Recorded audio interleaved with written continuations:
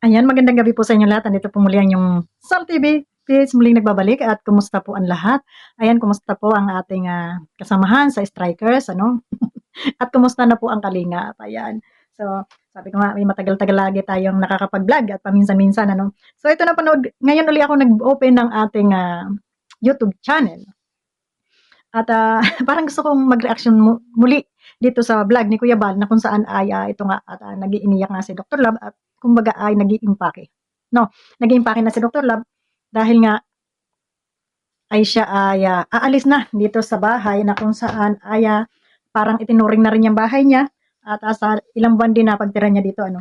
So mga guys, nakakalungkot lang sa kabila ng may mga ganito tayong ano, yung bang mga kasamahan natin, kapwa natin Pilipino, na pag may mga ganyan, ginagawang, parang ano nung mga may yung mga kasamahan din natin na mga makakapal din ang mga mukha na talaga naghahanap ng, kapirahan o content dito sa social media 'no.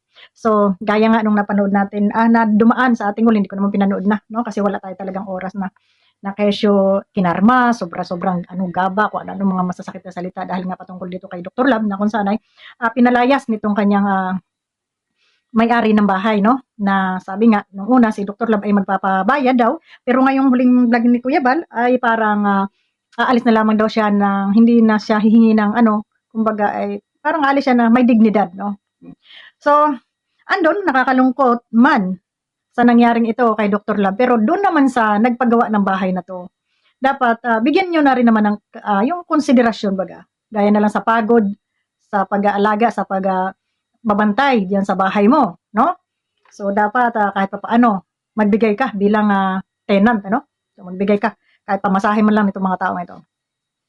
So ito yung lesson learned nating mga vlogger 'no. Ito na yung sinasabi ko, na ako kahit wala akong sahurin o ano pa man, basta't wag lang tayong umasa sa mga sponsor. Kasi darating nga yung panahon, ganito, buti lang kung meron kang makuhang sponsor na talagang nasa puso ang pagtulong ano. So, pagka ganitong sponsor na makuha mo, ay talagang ito ang kahinatnan mo, kawawa ka, no? So, para sa akin, kay Dr. Love, payo lang siguro to, konting ano lang. Ito lang yung masasabi ko, Dr. Love. Mas masarap tumira sa kubo-kubo na panatag ang iyong kalooban. Kahit kubo ang bahay mo, basta't wala kang inaapakan tao, at itong kubong ito ay galing sa pinaghirapan mo, masarap tumira pag galing sa pinaghirapan mo. Kaysa titira ka nga sa mansyon, magandang bahay, impyerno naman ang buhay mo araw-araw. Tama yan, ipaubaya mo sa kanila, no? Ipaubaya mo sa kanila at hindi ka naman kung tutusin, hindi ikaw kawawa dito, Dr. Love, sa totoo lang. Bakit?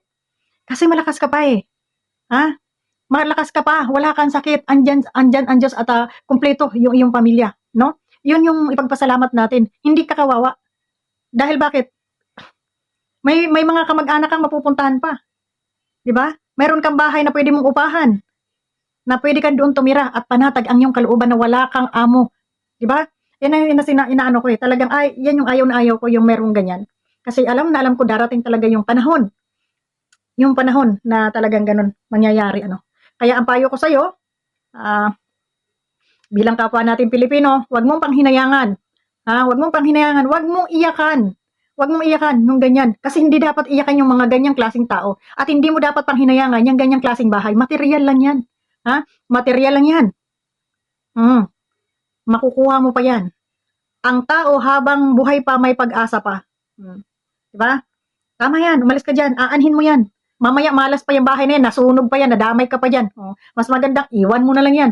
Diba? At least doon sa pupuntahan mo, saan ka man makarating, ng kasama ang pamilya mo, panatag na yung loob mo. At huwag mong pang hinayangan kung ano yung mga nawala sa'yo. Bumangon ka. Andyan lang yung channel mo. Andyan ang, ituloy-tuloy mo yung channel mo kahit walang sponsor. At least, kumita ka dyan ng pa isa-100, pa $100 makakasurvive ka na. Di ba? At hindi ka kawawa. May alam kang trabaho. May alam kang pagkakakitaan. May mga sasakyan ka. Pwede kang kumita. At ang iyong asawa ay pwedeng magnegosyo, magtinda-tinda. Hindi ka kawawa. Huwag mo kawawain yung sarili mo. Huwag mo ipakita dito sa mga basher na to na talagang ikaw ay down na down kasi the more na makita kanilang ganyan, lalo kanilang aapakan. May mga tao talagang gano'n na imbis na ikaw ay dapang-dapa na, lalo kanilang aapakan. Di ba? Kasi mga walang puso yan, mga yan, mga demonyo yan eh. At saka kung sila naman yung magka-problema, baliwala na yung sa kanila kahit yurak-yurakan din sila, baliwala na yun sa kanila, hindi sila tinatablan yan. So, masasabi natin ng sabagay, ang pag-iyak naman ay hindi ito kahinaan. Walang mababawas sa'yo. Ang mababawas lang sa'yo ay mai-release mo lang yung bigat ng saloobin mo na ibo-voice out mo, no? So, yun. Ang pag-iyak ng isang lalaki ay hindi kakulangan, hindi, kumbaga ito ay hindi kahinaan. Dahil naging emotional ka lang. Pero para sa akin, wag mong dapat iyakan yung mga ganitong klaseng tao na pinagkatiwalaan mo tapos bababuyin ka naman, no? So, iwan mo, hindi para sa'yo yan. Baka meron pang mas naghihintay na mas, kumbaga ay blessing para sa'yo, no? Hindi pa yan para sa'yo. Ako nga, Dr. Love, Diyos ko, kung sabi ko nga sa'yo, kung iisipin ko lang yung mga perang nawala sa akin, sasabihin ko na parang, na-depress din ako noon. Ang laki ng perang nawala rin sa akin, no? At dahil nga sa budol-budol na yan, nabudol ako talaga. Napakalaki, hindi ko yan kinukwento kahit kanino, kahit sa asawa ko, pero talagang ilang buwan akong, kumbaga, depressed din dahil nga dun sa ganung pera na nabudol sa akin. Pero, inisip ko na lang na yung pera na yun ay hindi para sa akin, no? Talagang hindi siguro para sa akin yung pera na yun na nawala. So, siguro may mga darating pa. Hawa ng Diyos, nakasurvive man ako. So, wag mo isipin, wag ka malungkot, no? Wag ka malungkot na yan ay mawala sa iyo. At kung may papalit man dyan, halimbawa, maliit lang. Halimbawa, makakuha ka ng maliit na bahay, maliit na kubo-kubo, mas masarap tumira kaya sa kubo kaysa sa bahay na ganyan, malaki nga, ha? Mansion nga yung bahay mo, pero araw-araw impyerno ang buhay mo. Ay kung doon ka sa kubo, gigising ka ng maaliwalas ang iyong pakiramdam. Gigising ka na wala kang pinapanimbang ang amo. Gigising ka na ikaw ang boss kahit kubo yung bahay mo. Di ba? Mas masarap tumira kahit kubo-kubo yung bahay mo, ay payapa ka naman. Alalahanin natin, materials na bagay lang yan. Madaling mawala. Pag binagyo yan, tamaan yan ng kidlat o masunog yan, mawawala yan. Kaya wag mo iyakan yung mga ganyan. Kaya ako, hindi ako nagpapabahay ng sabing maganda, bongga. Hindi ako nakikipagkumpetensya sa iba. Yung mga kapitbahay ko nga, mga mansyon na yung bahay, pero yung bahay ko kubo-kubo lang. Alam niyo kung bakit? Hindi kasi ako nasisilaw sa mga material na bagay. At kontento na ako kung ano lang ang importante. Hindi ka lang maulanan, may matulugan ka lang, may araw-araw kang pagkain. Yun ang mas importante. Yun ang napaka-importante na hindi lang tayo magutom. Pero yung titirhan, aanhin natin yan, Dr. Love. Mamamatay din naman tayo. Hindi natin madadala yan, di ba? Hindi natin madadala. Kaya nga ako, dun sa mga napundar ko mga lupa-lupa na yan, nasabi ko na, hindi ko man madala yan. Para man yan dun sa aking mga maiiwan.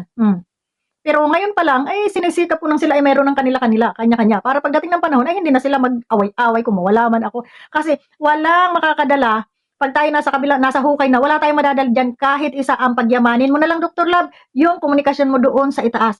O, yun na lang. Wag ka nang maghangad ng kayamanan o kung ano pa mga material na bagay dito sa lupa. Makontento na lang kayo doon sa kung ano yung kakayahan nyo na lang na nagaling sa sarili ninyong pinagpaguran. Hindi sa pinagpaguran ng iba dahil yan, ang ganyan ang mangyayari. Masasaktan ka lang. At doon naman sa nagsasabing karma ni Dr. Ram, isipin nyo, bilog ang mundo. Ha? Ang buhay natin parang gulong. Minsan, alam yan, minsan tayo ay nasa taas, minsan tayo ay nasa baba. Walang permanente dito sa ibabaw ng mundo, no? Kaya kung may mga ganyan man na pangyayari sa ating kapwa, huwag kayong magsaya, huwag kayong magdiwang, at baka mamaya bumaliktad ang karma sinasabi ninyo ay sa inyo naman tumapak. Diba ga? Hindi karma yan. Kasi buhay pa naman si Dr. Love, malakas pa, tumutulong nga lang luha kasi nasasaktan siya. Pero malakas, kompleto, walang sakit. Ha? Makakapaghanap buhay pa siya. Naandyan ang channel niya, pwede pa niyang iangat yan kahit pa konti-konti, no? Diba? Wag lang tayong maghangad nung biglang boom, biglang yaman. Ay, yun ang mangyayari, parang kugon. Bibigyan ka nga ng Panginoon, papatikim nga sa'yo, pero mawawala rin. Kaya siguro mas maganda yung ikaw ay umangat ng dahan-dahan para manamnam mo kung ano yung sarap ng pag-angat ng dahan-dahan. Ha? Hindi yung bigla kang angat, tapos bigla ka rin namang bagsak. So, mas masakit yun. Kung yung dahan-dahan mo pag-angat, tapos nung ikaw ay bumagsak, ay dahan-dahan ka rin babagsak, hindi masyadong masakit, di ba? Kasi wala nga permanente dito sa mundo. Hindi ko mo kay maganda yung channel mo ngayon, habang buhay maganda na yung channel mo. Hindi ko mo kay maganda yung kita mo ngayon, habang buhay maganda na yung kita mo. Hindi ko mo kay maganda yung pagmumukha mo ngayon, ay hanggang sa wakas ng panahon, ay maganda pa rin yung pagmumukha mo. Walang ganun. Lahat ay lilipas. Dadaan lang yan sa atin. Material na bagay, dadaan lang yan sa ating buhay. Kaya ang mas maganda, magdasal na lang tayo araw-araw. At yan, bigyan ng, kasi habang ikaw ay nagpapakumbaba at ikaw ay nagdarasal, naririnig ka ng Diyos, ibinibigay sa'yo. Kasi ramdam ko yan sa sarili ko eh. Yung minsan parang wala na ako matakbuhan, yung Saan ako kukuha ng ganito, saan ako kukuha ng ganito. Makita ko na lang, meron nang dumarating sa akin. Mm. 'Di ba? Meron ng ganito, meron ng ganito. So, nakaka-survive tayo araw-araw. Kayo pa na naandiyan sa Pilipinas, Diyos ko, ang daming pwedeng gawin. Ha? O, magtinda-tinda ka diyan ng yung pritong manok diyan sa maraming tao, ano ka ng yung food cart. Ha, mabenta yan ngayon. Doon ka sa maraming tao magpwesto. Magluto-luto ka doon. O habang ikaw ay nagba-vlog, 'di ba? May customer ka na, may bibili sa iyo na may kita ka pa diyan sa pagba-vlog mo. Ganun lang. Kalimutan mo yung mga taong toxic na yan. Toxic pala. Kalimutan mo, hindi mo dapat iyakan yan. Yang Leo na yan, yung amo mo na yan. Eh, walang kwenta yan. Hindi dapat iniiyakan yung mga ganyang klaseng tao. Ngayon, kung ikaw man ay umalis diyang walang-wala, maging masaya ka pa rin. At least, buo ang iyong pamilya. Ligtas kayo. Wala kang sakit. At hindi ka kawawa, Dr. Love. Diyos ko, yun namang mga sasakyan mo, hindi naman yata galing dyan sa sponsor. At alam ko naman, dati ka may sasakyan. Kahit wala kang bahay, dyan ka tumira sa sasakyan mo, okay na. Diba? So, hindi ka kawawa. So, wag kang umiyak para sa akin. Naku, hindi dapat iyakan yung bahay na yan. Naku, para sa akin, di ako masilaw dyan sa ganda ng bahay na yan. Kung meron ka mang naiambag dyan, ilimos mo na lang yan sa kanila. Ayaw mo nun? Ikaw pa yung nakatulong doon sa sinasabi mong milyonaryo kaysa sa'yo. Mayaman sila pero mas natulungan mo sila na ikaw ay naghihirap. Maging proud ka sa sarili mo. Nakatulong ka sa kanila. Di ba? So, yun. Ang pagyamanin natin yung ating dito sa lupa. Wag yung mga material na bagay. Wag mong iyakan yan, Dr. Love. At doon sa nagsasabi, na karma mo yan, hayaan mo, may karma din sila. So, yun lang. Maraming salamat at naawa lang ako kay Dr. Love. Kasi nga, para sa akin bilang isang babae, hindi ko iiyakan yung mga ganyang klaseng Kahit ako'y magdildil ng asin o matulog dyan sa tabing kalsada na maglatag ng karton, mas mamasarapin ko pang matulog sa tabi ng kalsada, na maglatag ng karton kaysa ako'y tumira sa bahay ng demonyo. Di ba? Hindi ako titira sa bahay ng demonyo, mansion nga, pero demonyo naman. Ang nakapaloob dyan, hindi na, doon na lang ako sa labas, may kapanatagan pa ako ng loob doon. O kaya sa labas ng simbahan, at least alam ko na andyan ang Panginoon na nakatingin sa akin. Di ba? So yun lang, wag mo iyakan. O alam ko masakit sa loob ninyo, pero wag mong ipakita doon sa amo mo na yan na iniiyakan mo siya. No? Hindi niya deserve na patuluan ng luha. Deserve nga dyan, minumura bastos di ba? Walang konsiderasyon. Alam niya na may mga estudyante ka diyang inaalagaan, tapos ganun ang pananalita sa inyo. So kung meron man sana kayong hindi pagkakaunawan, dapat hindi humantong sa ganun. Kung may pinag-aralan at may utak at may puso, kaso parang walang kaluluwa din naman yan, kaya wag kang manghinayang. Mas mabuti yan at nakalaya ka sa ganyang klaseng tao. Mas masarap tumira sa tabing karsada, sabi ko nga. So yun lang, maraming salamat and God bless sa'yo, Dr. Love. Bye-bye! And shout out po muli sa Team Striker.